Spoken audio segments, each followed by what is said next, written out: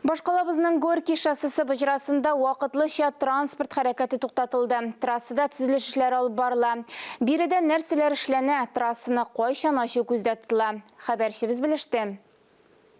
Горький шоссесын киңәйтү төзекләндерү буенча масштаблы эшләр башланды. Шәһәргә керү-чыгу юлында хәрәкәт һәрчак тыгыз, уңайлыклар кирәк. Проект буенча өстәмә борылыш юлы була. Аны төзи башлаганчы барлык инженерлык коммуникацияларын күчерергә кирәк. Торбалардан һәм кыюлардан башлыйлар.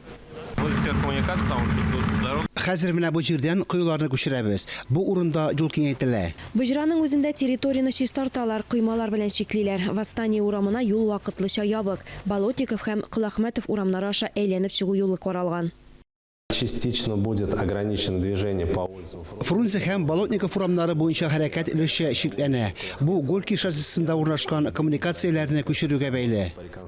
Шоссенең проекты нинди булыр? Әлегә төгәл әйтеп бетермиләр. Юлны 6 полосага кадәр арттырулары, җир асты һәм җир өсте күчеш юлларын төзүләре билгеле. Горький шоссесын светофорсыз итәргә планлаштыралар. Ә Бөҗраның үзендә эшләр 2023 елның 1 июненә кадәр төгәлләнер дип көтелә.